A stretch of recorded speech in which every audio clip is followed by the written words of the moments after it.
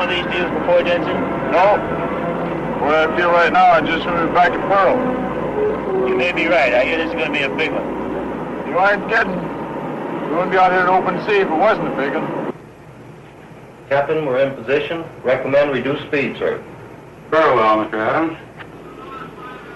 Alvin, steady as you go. Steady as you go, sir. All engines ahead 1/3. All engines ahead 1/3, sir. Engine room con ahead 1/3. All engines answer ahead 1/3, sir. Engine room reports making turns for 4 knots, sir. Very well.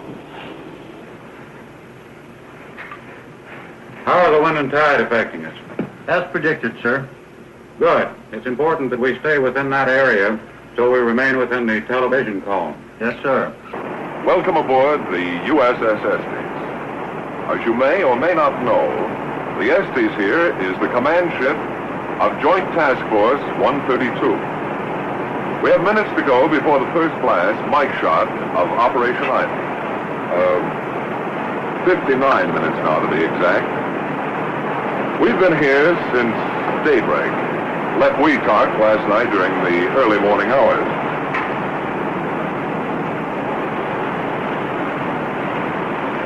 Now, as you can imagine, feeling is running pretty high about now, and there's reason for it. If everything goes according to plan, we'll soon see the largest explosion ever set off on the face of the Earth. That is, the largest that we know of.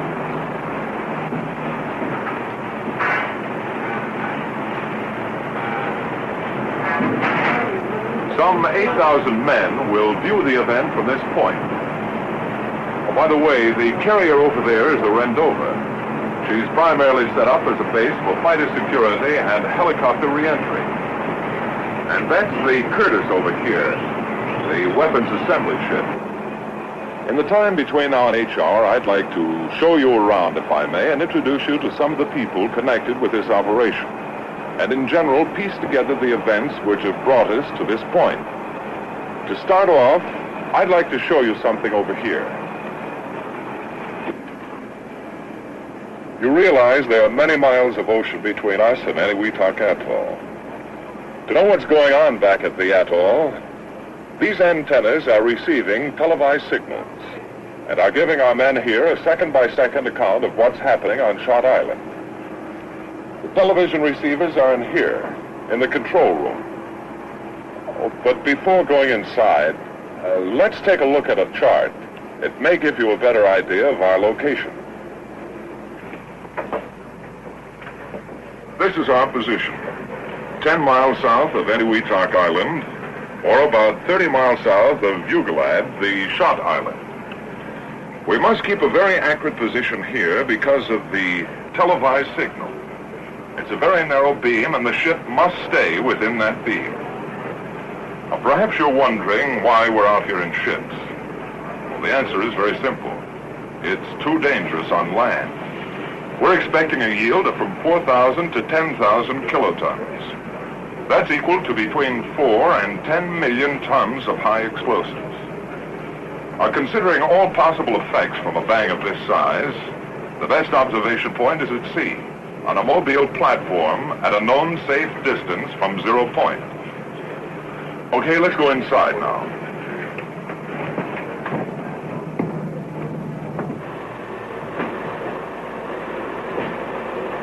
Well, this is it. This is the control room. I'd like to have you meet Mr. Stan Burris, the commander of the Scientific Task Group. Oh, Stan, I wonder if you could tell us something about the operations that go on in this room. Sure, I'd be glad to. The screens you see in front of you enable us to monitor the timing and firing system and the cryogenic system. The lights indicate that the timing signals are functioning properly.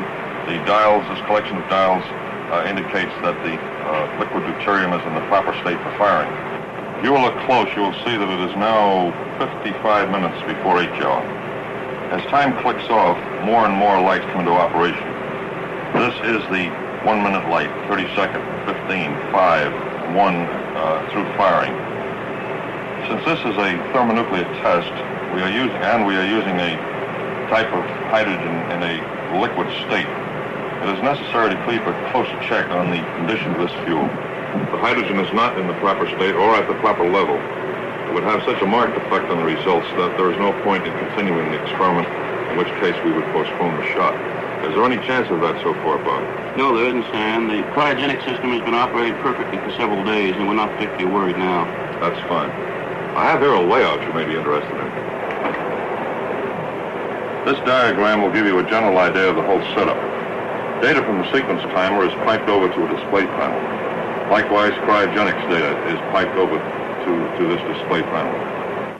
This kind of display panel is new to atomic test work because of the large number of remote control and metering problems encountered in this operation.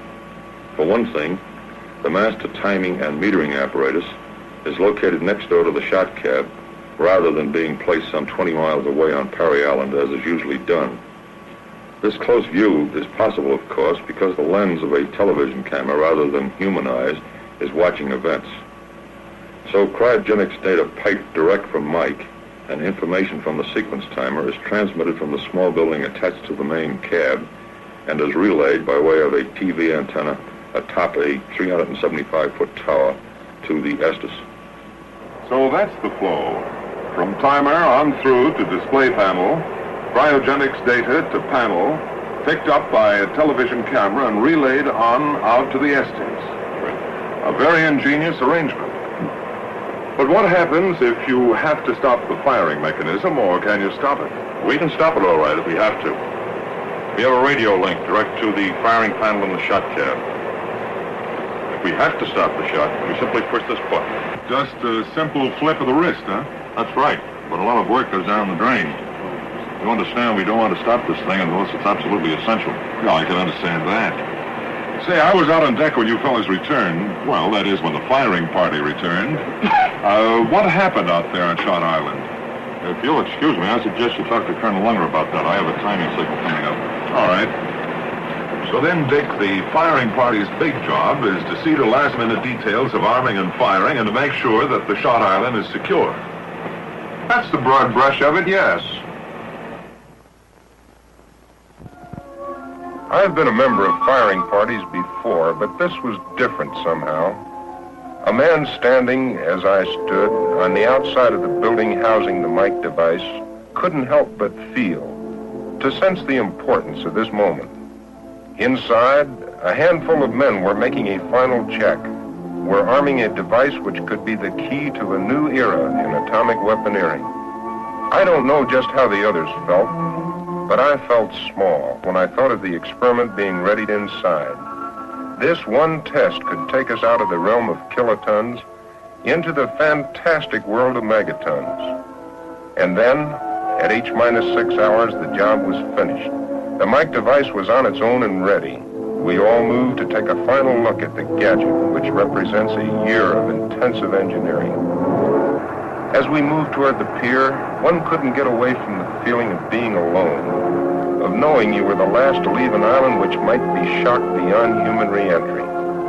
We made the run from Shot Island down to the anchorage of the Estes off Perry in a fast crash boat.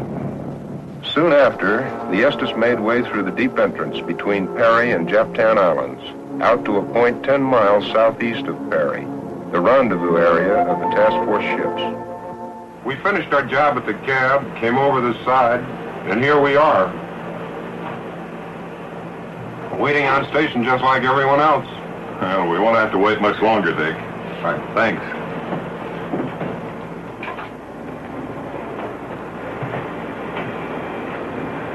Well, that's part of the story. A small part, actually, of this whole ball of wax.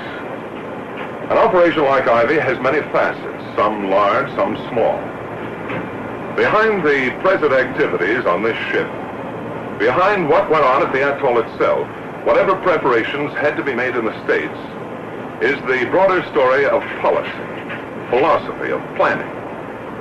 Now, this deeper story, the background, so to speak, has its roots entwined in the broad international picture, in the larger aspects of the atomic weapons development program, in complex scientific conclusions. Not long ago at Los Alamos, I was talking to Dr. Alvin C. Graves, head of the test division there. He's on board now in flag plot as the scientific deputy to the task force commander. He's one of the men who can tell us about the thinking behind this operation. And we're not really sure what progress the Russians have made in this business of nuclear research. And so the only safe assumption to make is that they're interested in producing a fission bomb and use it as some sort of trigger mechanism for a hydrogen bomb. It's obvious we don't want them to have a hydrogen bomb before we do. And so time is urgent. Time is the thing we have to beat. Dr. Graves, the historical side of this operation is particularly important. I wonder if you'd mind speaking right to our camera. Not at all. First, let's go over this business of the hydrogen bomb. Why use hydrogen? Hydrogen permits us to have an inexhaustible source of energy. It's plentiful. We don't have to worry about the critical mass limitation. Second, we can get hydrogen very cheaply. If we can use deuterium, we can distill it from ordinary seawater. We're floating on it right now. That's very interesting, Doctor. But what is deuterium? I was coming to that. First, let's consider ordinary hydrogen, such as is used commercially. An atom of this kind of hydrogen has the simplest nucleus known. It has one proton. But hydrogen exists in two other isotopic forms. Deuterium, which has a neutron in addition to the proton, and tritium, which has two neutrons and one proton. Ordinary hydrogen is not considered a good bomb fuel, and tritium, because of its expense and rarity, can only be used in limited quantities. Well, that's part of the background of Ivy leading up to the present. In 1 minute, it will be H minus 45 minutes. H minus 45 minutes. Stand on deck for a bit. All right, fine, Doctor. Beginning to get light. Quite a bit. Hi, Jerry.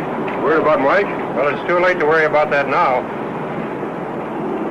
The shot island is about over there? That's right. It's generally north and west of us. For the past half hour, the ship has been headed directly toward the shot island, and will continue to do so until shot time. You know, there's one thing I can't quite put together. That's this business of success or failure. I've heard there's a 50% chance of its failing. Now, this low margin of success wasn't true on the other shots, was it? No, it wasn't. Let me try out the Admiral's chair. Sure. Up until this operation, that is, from about 1945 through 1951, the chance of failure has never been more than about 10%. In Crossroads, Sandstone, and Greenhouse, we had great confidence in the operation succeeding. We recognized the change in philosophy, however, when Dr. Bradbury spoke to a group of us in Los Alamos in 1951. Gentlemen, up to now, the laboratory has had sufficient time to compile information and revise weapon design before a field test of a weapon. As of now, the situation has changed. We must take risks. Calculated risks, it is true, but risks nevertheless. According to the presidential directive, we must ascertain if a hydrogen bomb is feasible and do this in the highest possible speed. We must ascertain if such a bomb is feasible, if we can, in 1952. Here's what I think we must do. We must set up a special staff under Dr. Marshall Holloway, reporting directly to my office. He will receive from the theoretical division the theoretical designs of such a system, have them fabricated and shipped to Wetak. Later, they'll be taken by Dr. Graves and J Division and tested. It must be recognized that we're taking great chances, a great gamble. But a gamble, while there's a possibility of failure, nevertheless there's a possibility of great gains. Wetak will become our theoretical laboratory rather than a proving ground. And that's the way it is today. We're taking a gamble. I see that now. But then the uneasy state of the world puts everything on a gambling basis, I guess. Yes, but not as much of a gamble as you might think. Take that man over there. He and his company have put a great deal of thought into the engineering and design of Mike. Well, see you later. So long, Doctor, and thanks a lot. I couldn't help coming back to the control room for another look. They tell me everything's going along without a hitch. I've been taking a closer look at the cryogenic screens there. You know, there's a lot to this low temperature work. In a good many respects, it's the most outstanding problem of the entire operation. And as soon as Bob Gibney can break away, we'll talk about some of these problems. But this I know. A lot of heads have been scratched trying to figure out some way to work with various gases which have to be brought down to a liquid state. Oh, Bob, I've been browsing through this subject of low-temperature physics. That's quite a subject. It sure is. The general problems connected with very low temperature operation had been met on the George shot of greenhouse. The amount of thermonuclear fuel required for Mike's shot is considerable. Do you remember the buildings in the south end of Perry, near the airstrip? Yes, I do, Bob. Well, that's the liquefaction plant. The original plant was established during greenhouse. Because of the difficulties in transporting, the decision was made to produce liquid hydrogen at Eniwetok rather than in the States. But for Ivy, it had to be expanded considerably. The capacity of the original hydrogen plant was doubled for the production of liquid deuterium, and a new plant was built for the production of hydrogen with a capacity 4 times the old greenhouse model. The small nitrogen plant was expanded 8 times its original size. For Operation Ivy, the Perry Island plant operated continuously for 3 months to produce the necessary low-temperature liquids needed in the experiment. But of course you don't put a material so difficult to make and so difficult to keep in milk bottles. You use special containers called dewars, which are simply outsized thermos bottles. Months ago, these dewars were made in Massachusetts by the Cambridge Corporation and driven out to Boulder, Colorado for testing. Each dewar is mounted on its own truck with its own refrigeration plant and generator. Against the picturesque background of the Flatiron Range of the Colorado Rockies, these dewars were filled with liquid hydrogen at the cryogenics lab of the National Bureau of Standards.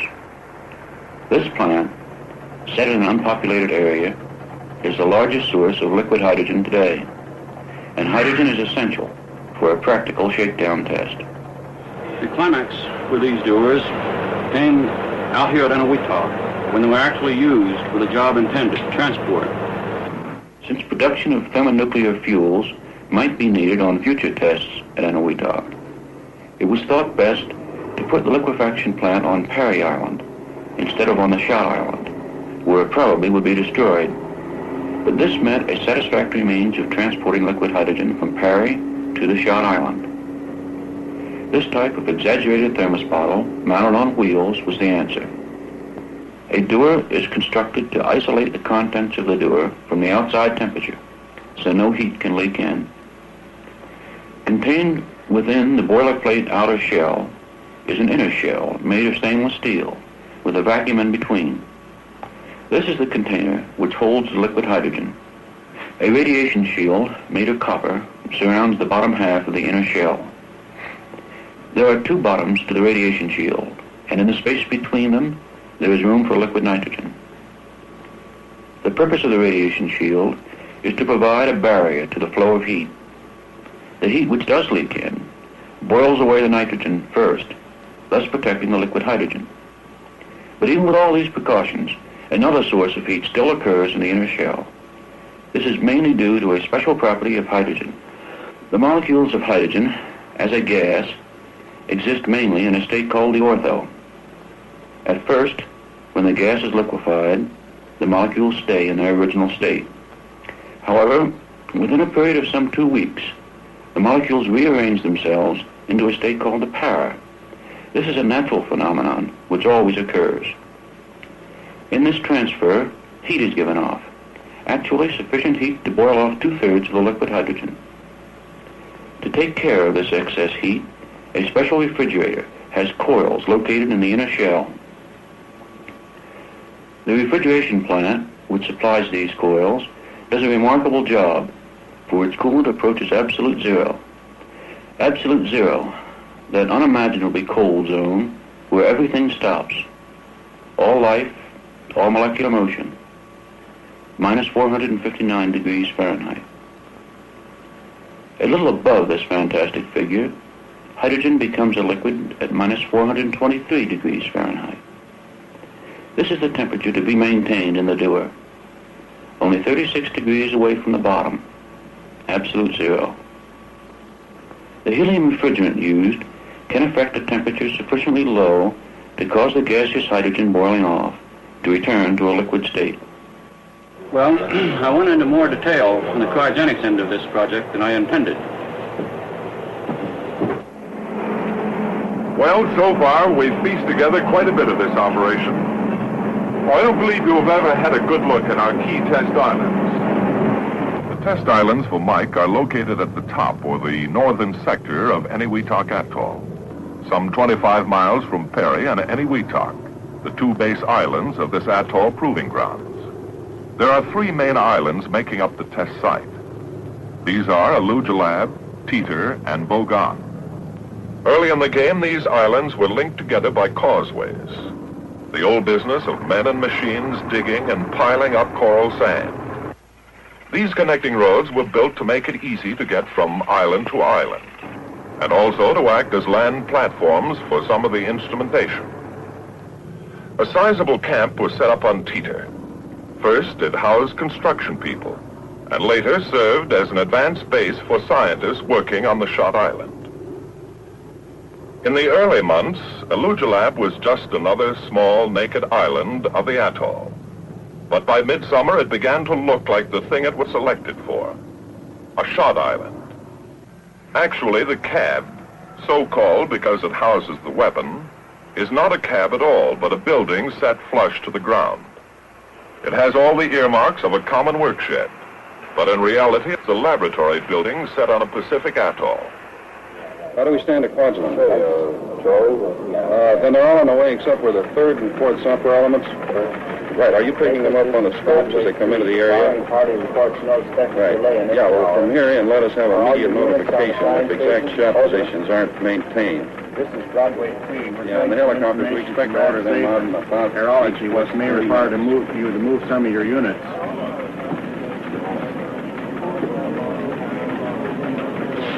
This, as you have probably gathered, is joint operations.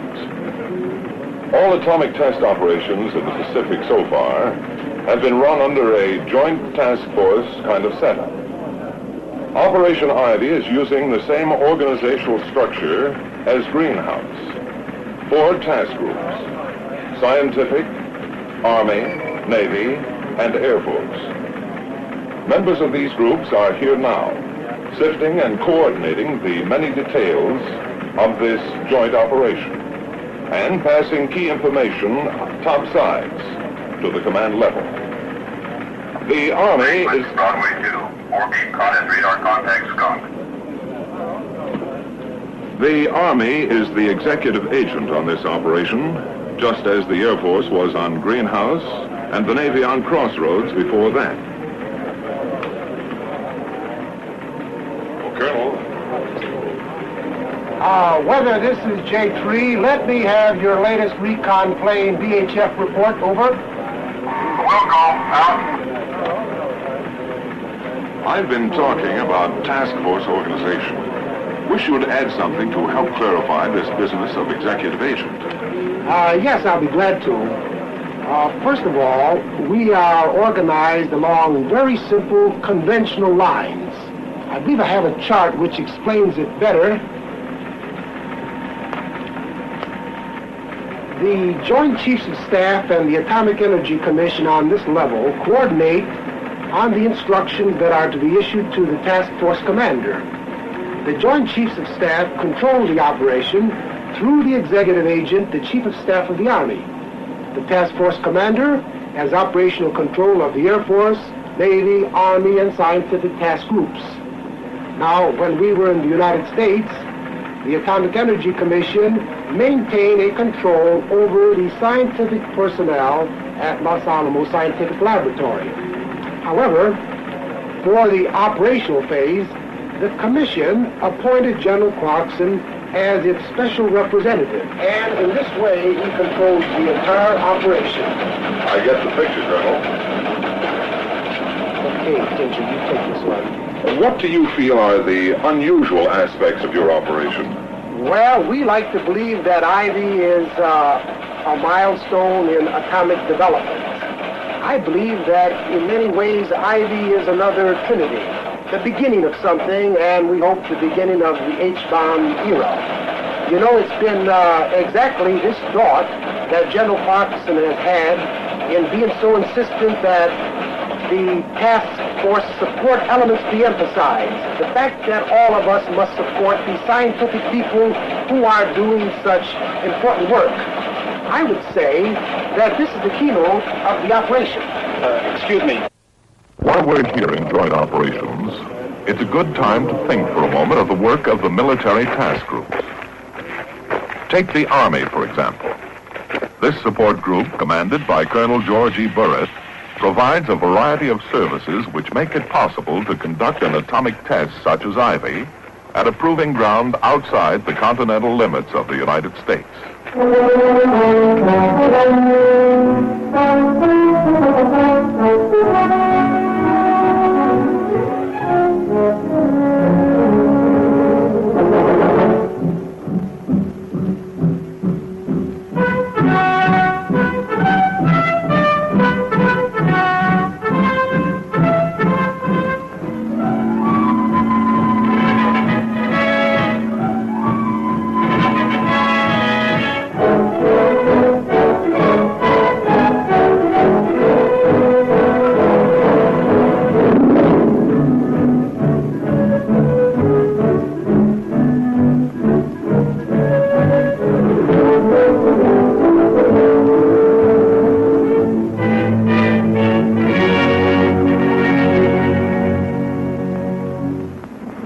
In our story, it's necessary to understand the effort behind the collecting of measurement data.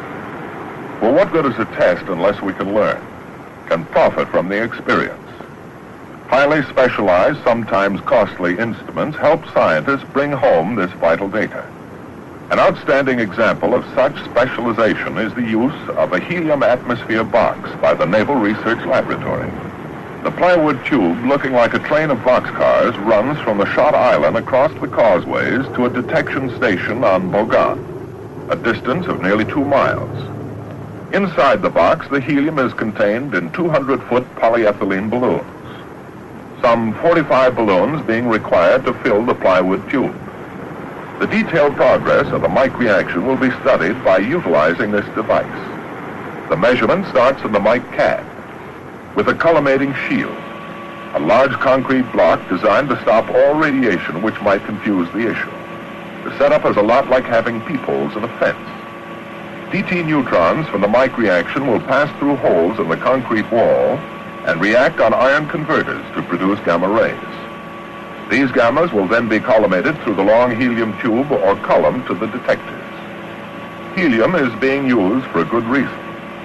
Gammas traveling through normal air will have a difficult time of it because of the relatively large size of an air molecule.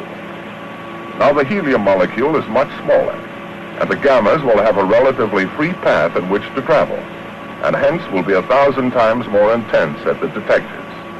This experiment is one example of the kind of unique instrumentation needed for learning the secrets of weapon behavior. In addition to the diagnostic kind of measurement, many studies are being run on the effects expected from a high-order detonation. These projects are being conducted jointly by the AEC and the Department of Defense. As always, there are many questions to be answered. Classical routine questions and special pertinent questions pertaining to the hydrogen device Mike.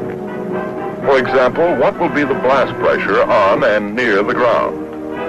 Many instruments, like the Wianco gauge, will measure overpressures at ground level and from 15-foot towers. What will be the blast effects at low altitudes, say up to 300 feet? Mortar shells will label the air with smoke puffs for photographic study of their action. And what about high altitudes? For this, anti-aircraft guns are being used. The bursting shells from these guns will label the air with smoke up to 26,000 feet. For a free air pressure measurement. Not only will the ground and air be measured for pressures, but also the water surrounding 0 point. For instance, what will be the motion of the water waves in the lagoon? To get such data, photography will study the movement of these floating targets. And then, what about the underwater shock wave in deep water? and its effect on underwater ordnance and vessels. This interesting pressure versus time measurement will be obtained by reading pressure gauges which have been attached to the mooring cables of can buoys. Then there are the questions concerning the direction and magnitude of the wind accompanying the shock wave and the afterwind which follows it. The story of heat or thermal radiation needs continued study. The ever-interesting history of neutrons will be recorded. What amounts of external neutrons are present, and what is their energy distribution? Because of the expected size of the shot, the fallout problem is being extensively analyzed. There are questions on the size of the particles, when they got there, and how hot they are. Rafts placed out in the lagoon constitute one method of collecting this information.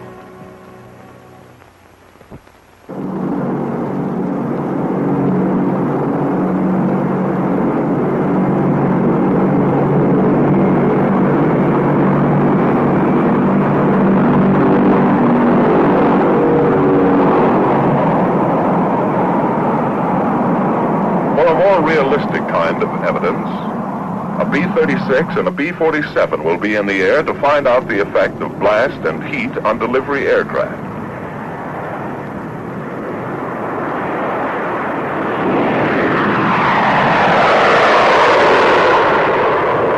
These heavily instrumented aircraft should bring back a record which will indicate whether delivery techniques need to be changed for very high-yield weapons.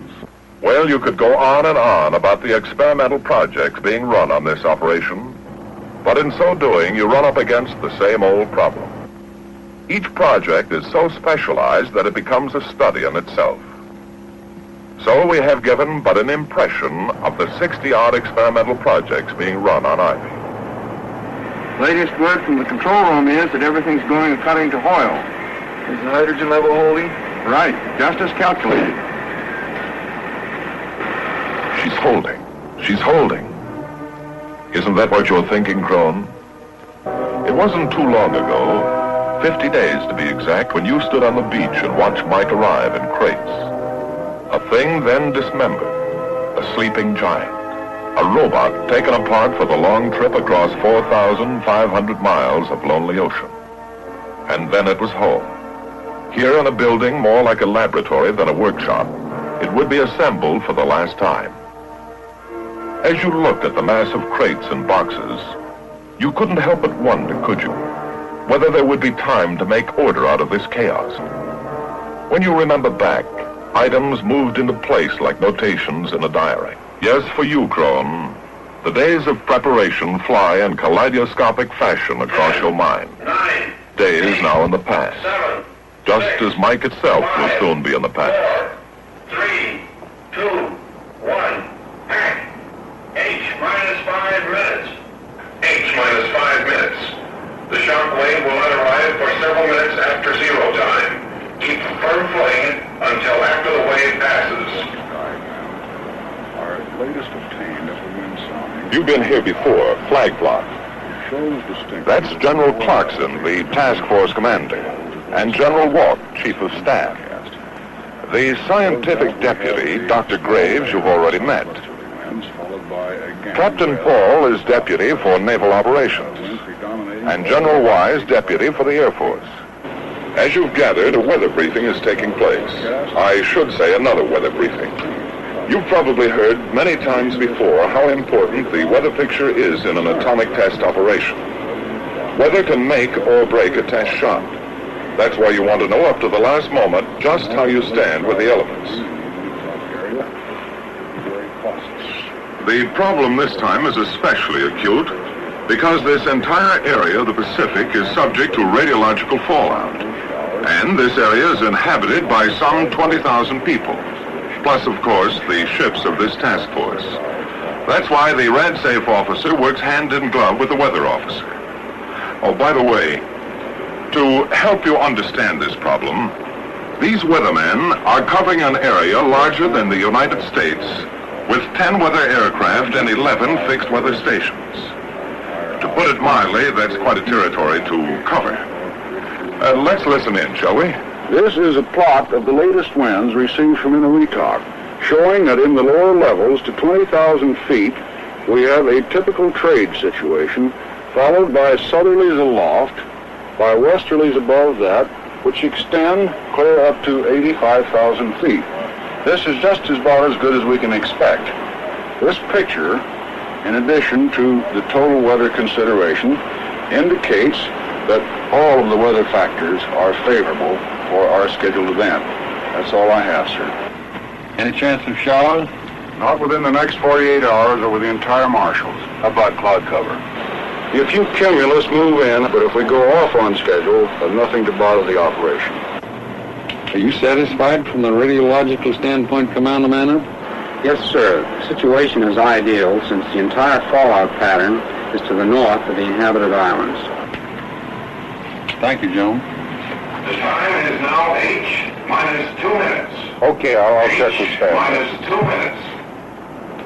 One quick question, Dr. Graves. Well, it'll have to be quick. We haven't much time. I see. How soon after the shot will you know how big Mike went at? We'll get rough estimates, like from the bang meter, a few minutes after the shot. See you later. Right. Why, sir? You have a grandstand seat here to one of the most momentous events in the history of science. In less than a minute, you will see the most powerful explosion ever witnessed by human eyes.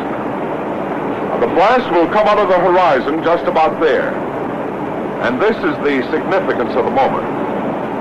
This is the first full-scale test of a hydrogen device. If the reaction goes, we're in the thermonuclear era. For the sake of all of us, and for the sake of our country, I know that you join me in wishing this expedition well. It is now 30 seconds to zero time. Pull on goggles or turn away. Do not remove goggles or face burst until 10 seconds after the first light.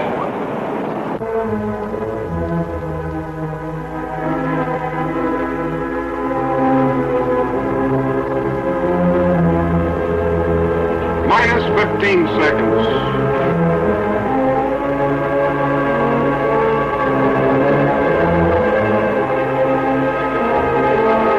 Minus 10 seconds. 9er, 8, 7, 6, 5er, 4, 3, 2, 1, T0.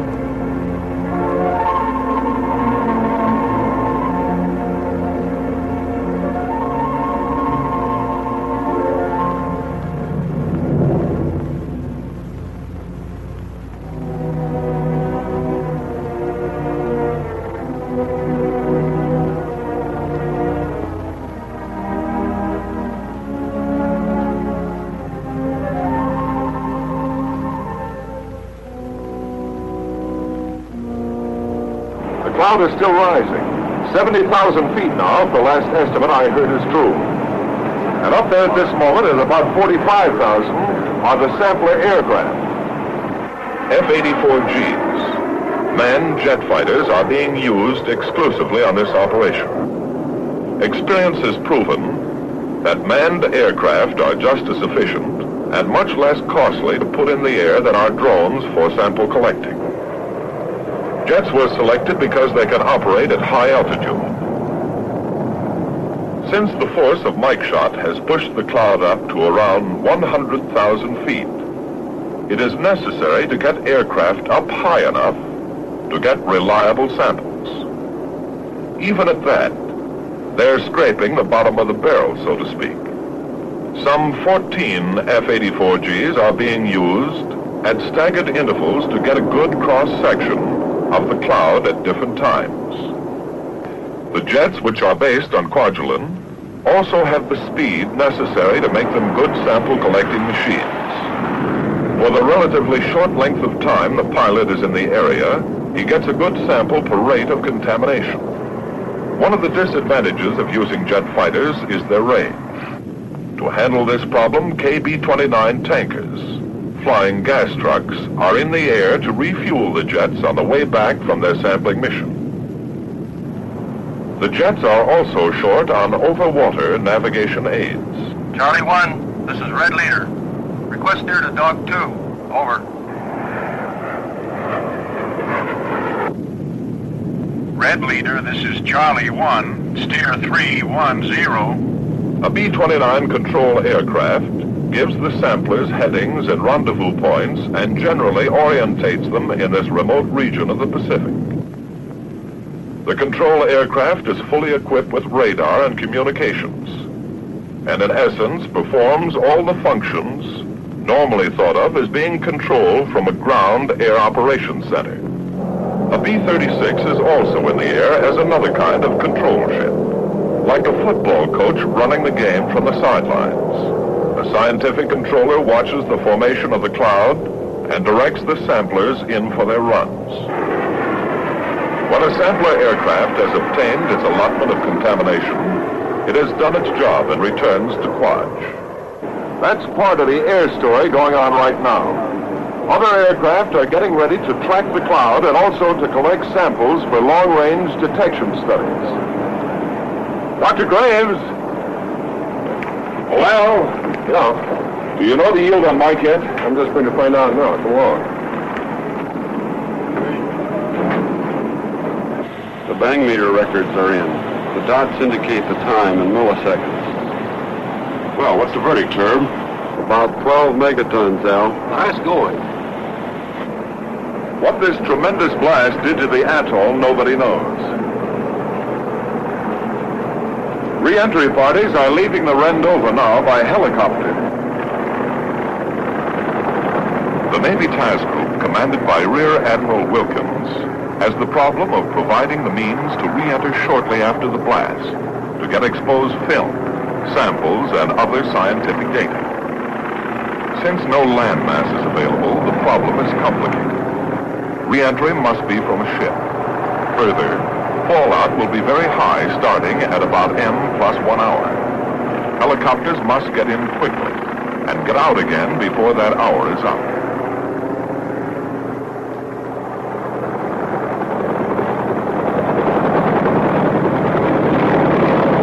One survey group is leaving here from the Estes. I can't go along, but you can, and see for yourselves through the eyes of the camera what has happened back on the atoll.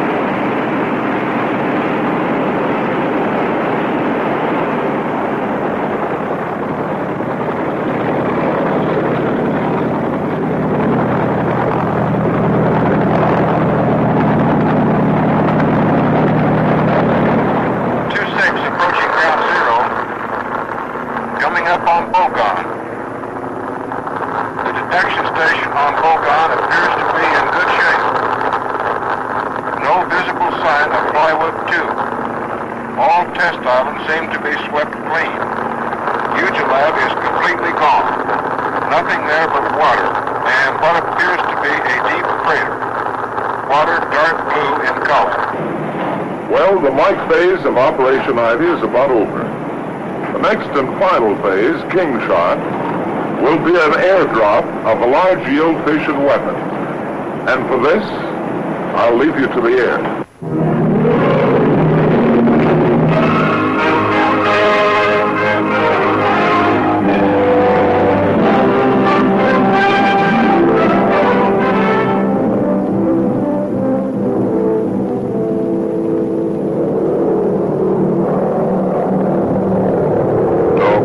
Destiny Control.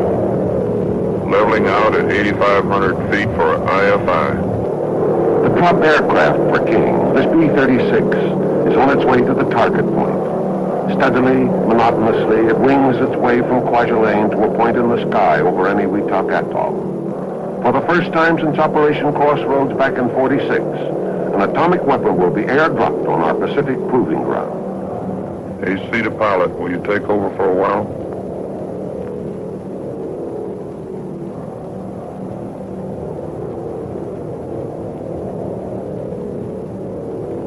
And you, Colonel, what are you thinking as you relax for a moment from the controls of this strategic bomber?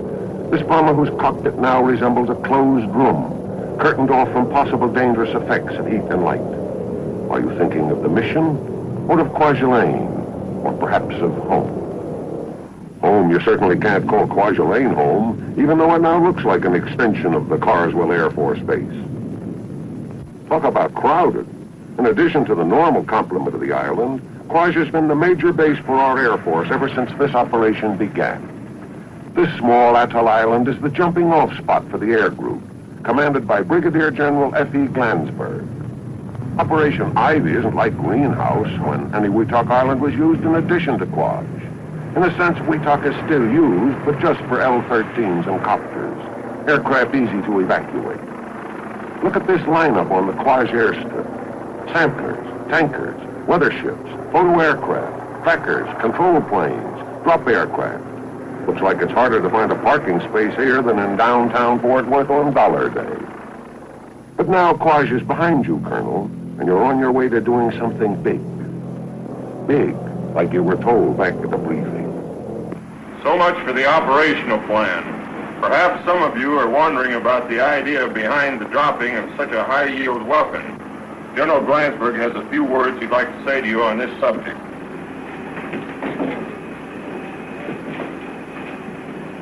The Department of Defense has indicated that certain targets may require a bomb of such yield as the one you will be carrying tomorrow. And it's your job to put it down the pickle barrel so that they can do a decent job of proof testing it. One other thing, there's been a lot of talk about why we selected the B-36 to do this job.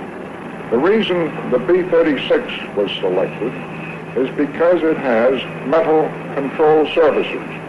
There is still some argument as to what will happen from thermal radiation on fabric surfaces. So now you know you will have a heat problem. AC to Weaponeer. How's the IFI coming along?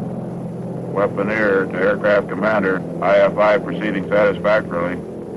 As you carefully check off each item of the in-flight insertion, Captain, you can tell that the preparation of the King weapon is moving along on schedule. But not too long ago, this weapon did not exist. To get King ready for Ivy, the weapon was being worked on in the States almost up to the last minute. So the weapon, minus the nuclear component, was ferried out to Kwaj by a C-124. In the meantime, after the Mike shot, the Curtis sailed to Kwajalein. Assembly people from this ship work in conjunction with Sandia in preparing King for the airdrop. Following normal safety measures, the nuclear components of King arrived from the States in a separate aircraft. And now this super-efficient weapon, completed, ready, is taken from its shipborne assembly shop and moved under the cavernous belly of the waiting B-36. As the B-36 moves on its way to the target, the weather situation suddenly changes and becomes unsuitable for the test. And this means that the finely coordinated effort has to be canceled and the drop plane recalled to Kwaj. For 72 hours, the King phase of Operation Ivy waits on weather. Men and machines who have been geared for the mission have to start all over again. Finally, shortly after dawn on November 16th, the go-ahead is given. This time there will be no turning back. This time, King is on its way to the proof test for which it was created. Weaponeer to Aircraft Commander. IFI completed. AC to Engineer. Set climb power. And so the King bomber climbs into the thin air of the stratosphere and levels off at 40,000 feet, its bombing altitude. Here the radar operator, or bombardier if you will, guides the aircraft to that four-dimensional, yet imaginary spot so necessary for pinpoint accuracy. Radar to AC, approaching target area. The radar operator positions the aircraft in space with the movement of his hand, continuously running a cross-check between the radar bomb sight and the visual system, back and forth, first peering into one scope and then into the other. During these critical moments, the vital facts flit across his mind. Ground zero, 1,900 feet to the north of Runnet on the Coral Shelf. Height of burst, 1,500 feet. Allowable margin of error from ground zero, less than 500 feet.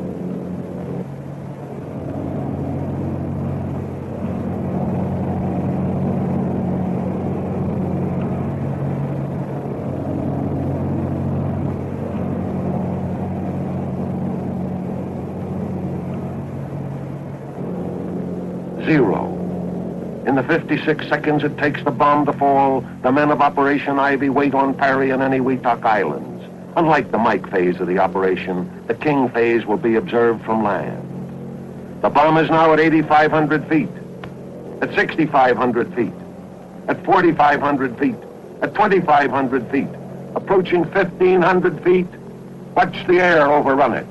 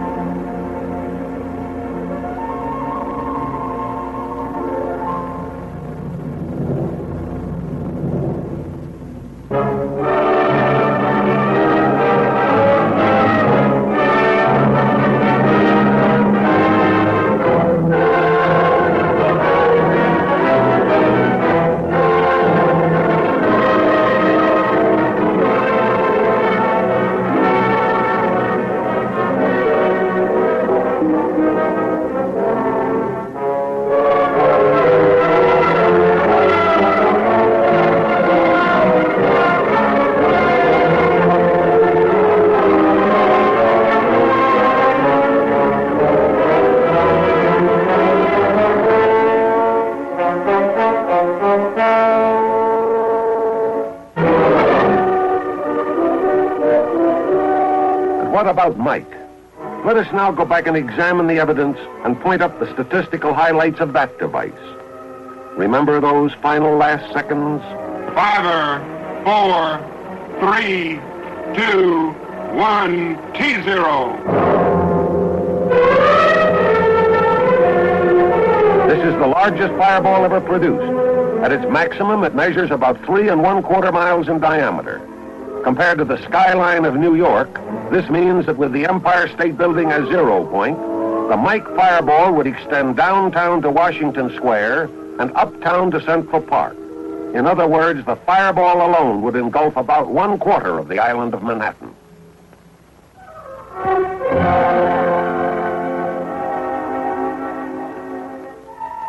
The tremendous upsurge of air from the detonation rapidly pushes up the Mike cloud.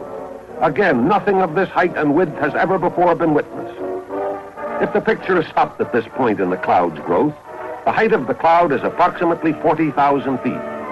This means that 32 Empire State Buildings at 1,250 feet per building could be piled one on top of the other before they would attain the cloud's height at this time, roughly 2 minutes after zero.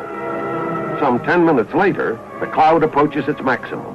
At this time, the mushroom portion of the cloud has pushed up to around 10 miles and spreads out along the base of the stratosphere to a width of about 100 miles, while the stem itself is pushed upward deep into the stratosphere to a height of about 25 miles. Later figures put the Mike yield at around 10 megatons or 10,000 kilotons. This means there was more energy released in this one shot, roughly 10 times more than in all previous atomic blasts combined, including probably those of Russian origin. Or to put it another way, 4 times more power in this one shot than from all the high explosives dropped by the entire Anglo-American Air Force on Germany and the occupied countries during the last war. The results of this tremendous power can be shown at the atoll. Here is an aerial photo of the test area of the atoll before the blast. And here is the same area after the blast, showing the crater caused by Mike. The outlined island in the center is former Illugelab, the Zero Island. Sections of the islands on either side have been chopped off. The crater is roughly a mile in diameter. When it is illustrated that some 14 Pentagon buildings could be comfortably accommodated in this hole, the size of the Mike crater becomes more real.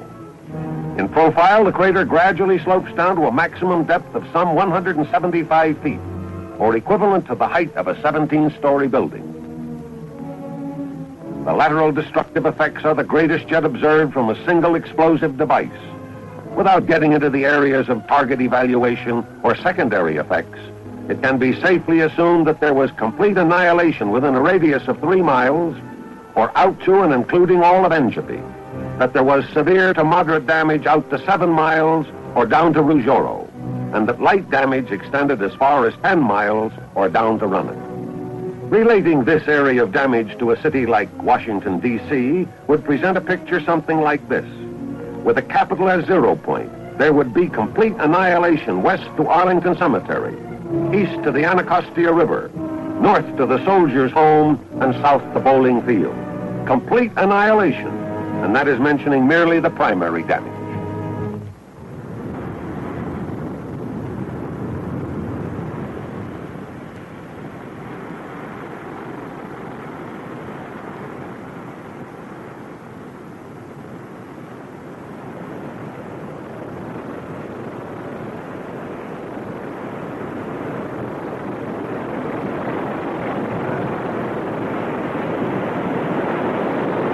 Well, it's all over.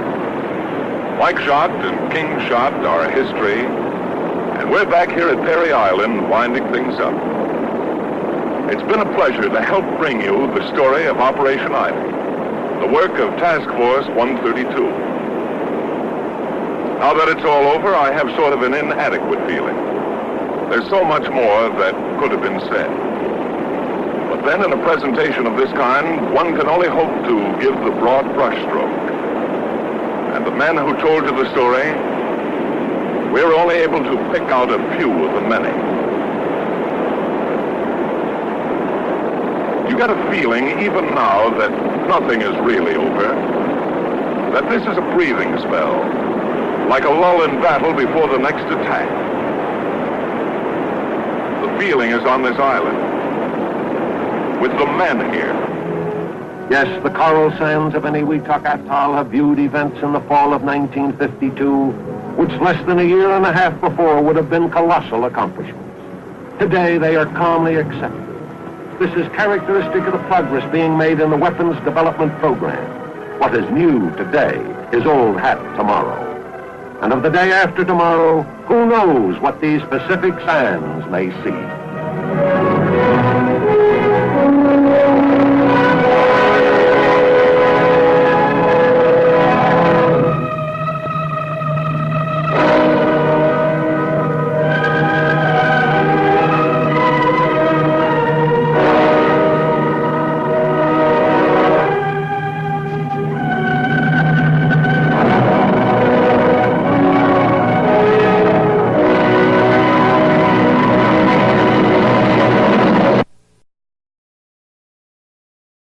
Enable us to monitor the timing of firing system and the cryogenic system. The lights indicate that the timing signals are functioning properly. The dials, this collection of dials, indicates that the liquid deuterium is in the proper state for firing. If you will look close, you will see that it is now 55 minutes before 8 hour. As time clicks off, more and more lights come into operation.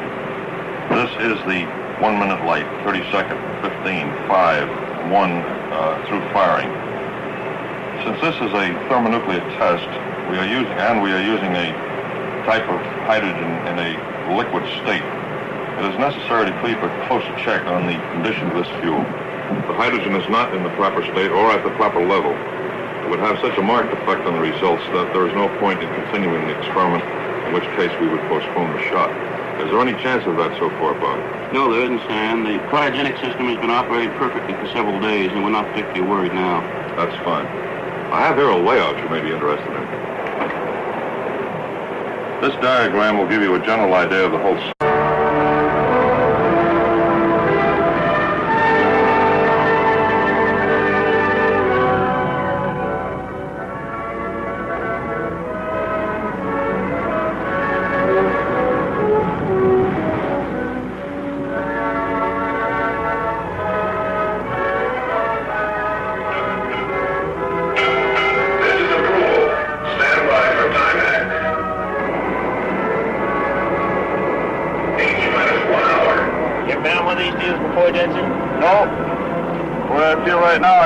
Back to Pearl. You may be right. I hear this is going to be a big one. You aren't kidding. We wouldn't be out here in open sea if it wasn't a big one. Captain, we're in position. Recommend reduce speed, sir. Very well, Mr. Adams. Alvin, steady as you go. Steady as you go, sir. All engines ahead 1/3. All engines ahead 1/3, sir. Engine room con ahead 1/3.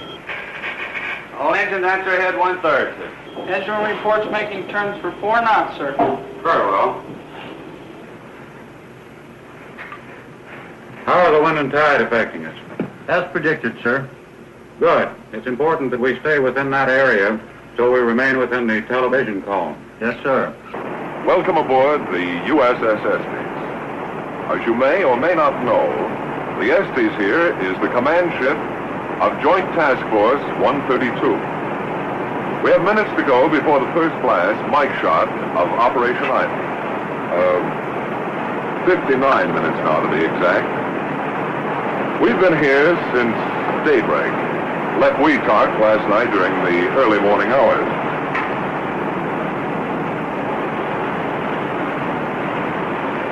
Now, as you can imagine, feeling is running pretty high about now, and there's reason for it.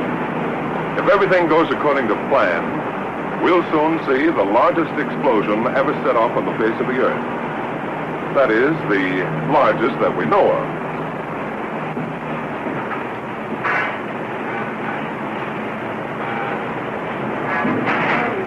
Some 8,000 men will view the event from this point. Oh, by the way, the carrier over there is the Rendova. She's primarily set up as a base for fighter security and helicopter reentry.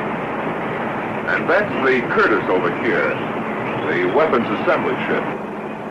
In the time between now and H-hour, I'd like to show you around, if I may, and introduce you to some of the people connected with this operation, and in general, piece together the events which have brought us to this point.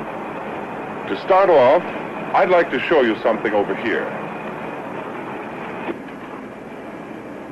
You realize there are many miles of ocean between us and Weetalk Atoll. To know what's going on back at the atoll, these antennas are receiving televised signals and are giving our men here a second-by-second account of what's happening on Shot Island. The television receivers are in here, in the control room. Oh, but before going inside, let's take a look at a chart. It may give you a better idea of our location. This is our position, 10 miles south of Weetalk Island, or about 30 miles south of Vugalad, the Shot Island. We must keep a very accurate position here because of the televised signal. It's a very narrow beam, and the ship must stay within that beam. Now, perhaps you're wondering why we're out here in ships. Well, the answer is very simple. It's too dangerous on land. We're expecting a yield of from 4,000 to 10,000 kilotons. That's equal to between 4 and 10 million tons of high explosives. Now, considering all possible effects from a bang of this size, the best observation point is at sea, on a mobile platform at a known safe distance from 0 point. Okay, let's go inside now.